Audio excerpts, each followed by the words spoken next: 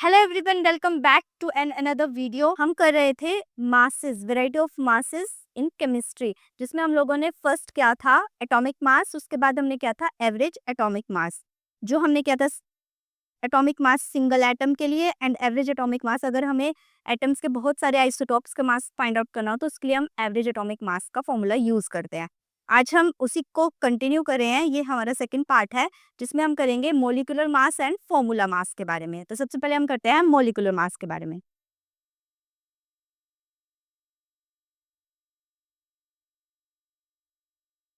Molecular mass होता है sum of the atomic masses of elements present in a molecule. किसी भी molecule में जितने भी एटम, अलग अलग से एटम्स प्रेजेंट हैं, उनके मासेस को अगर हम एटॉमिक मासेस को अगर हम सम करते हैं, देन जो हमारे पास मास आता है उसको हम बोलते हैं मॉलिक्यूलर मास। जैसे एग्जांपल के थ्रू समझते हैं, मॉलिक्यूलर मास ऑफ मीथेन, जिसमें एक कार्बन 4 हाइड्रोजन हमारे पास प्रेजेंट है। अब मुझे इसका मॉलिक्यूलर मास अगर निकालना हो तो मैं सबसे पहले कार्बन का एटॉमिक मास, हम एटॉमिक मास वाली, मैंने जहाँ पर आपको एटॉमिक मास फाइंड आउट करना सिखाया वहाँ पर मैंने आपको अच्छे से बताया कि कैसे हम सिंगल एटम का एटॉमिक मास फाइंड आउट कर सकते हैं।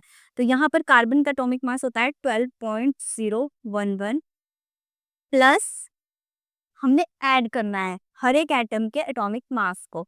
हाइड्रोजन का एटॉमिक मास होता है,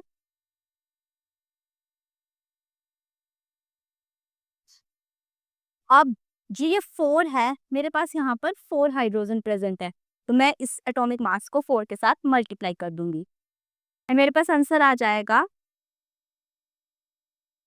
CH4 का मोलिकुलर मास आ जाएगा 16.043 U एटॉमिक मास यूनिट। अब नेक्स्ट अगर हम वाटर का कैलकुलेट करें, 2 हाइड्रोजन प्रेजेंट है वैसे ही सिमिलर, प्लस ऑक्सीजन का 16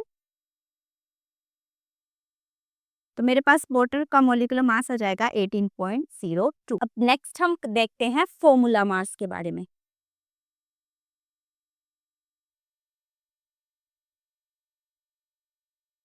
अब कई सब्सटेंसेस हमारे पास ऐसे होते हैं जैसे NaCl, जो आयंस में प्रेजेंट होते हैं, जो मतलब सिंगली प्रेजेंट नहीं होते, उनको हम तोड़ के ऐसे उनका मास कैलकुलेट नहीं कर सकते। जैसे सोडियम का अलग से कर लिया, क्लोरीन का अलग से कर लिया, तो उसके लिए अलग से फॉर्मूला है, क्योंकि उसमें हमारे पास प्रेजेंट होते हैं आयन। सबसे पहले तो पॉजिटिव आयन, नेगेटिव आयन, और वो आयंस भी 3 डायमेंशनल स्ट्रक्चर में प्रेजेंट होते हैं। तो अगर मुझे NaCl का फॉर्मूला मास कैलकुलेट करना है तो उसके लिए मैं लिखूंगी mass of sodium plus mass of chlorine. Atomic mass of sodium plus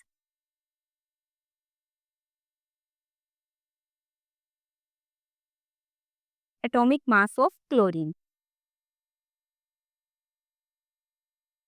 मेरे पास NaCl का combined Na positive Cl negative, जहां पर Na positive 6Cl negative ions के साथ सराउंडेड है 3 डायमेंशनल स्ट्रक्चर में, उसका मेरे पास मास आ गया atomic mass 58.5 atomic mass unit. तो ऐसे ही हम अलग अलग से एटम्स के मास को कैलकुलेट करते हैं। जैसे सिंगल एटम के लिए कुछ और था, अगर एटम्स का आइसोटोप प्रेजेंट हो तो कुछ और था, अगर एटम्स मॉलिक्यूल की फॉर्म में प्रेजेंट हो तो उसके लिए कुछ और फॉर्मूला था, एंड अगर एटम्स आयन की फॉर्म में प्रेजेंट हो तो उसके लिए कुछ और फॉर्मूला था।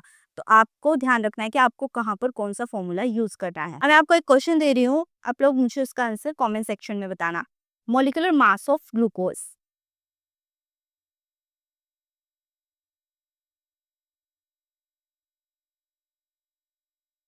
बहुत सिंपल क्वेश्चन है, कार्बन का एटॉमिक मास लिखना है आपने, प्लस हाइड्रोजन का, ऑक्सीजन का, और ये जो क्वांटिटीज हैं ये सारी मल्टीप्लाई हो जाएंगी एंड कैलकुलेट करने के बाद आपके पास ग्लूकोज का मॉलिक्यूलर मास आ जाएगा। तो मुझे आप कैलकुलेट करके कमेंट सेक्शन में इसका आंसर जरूर बताना। So that's all for now, मिलते हैं नेक्स्ट वीडियो में। Till then keep exploring and learning Gyan with ज्ञान।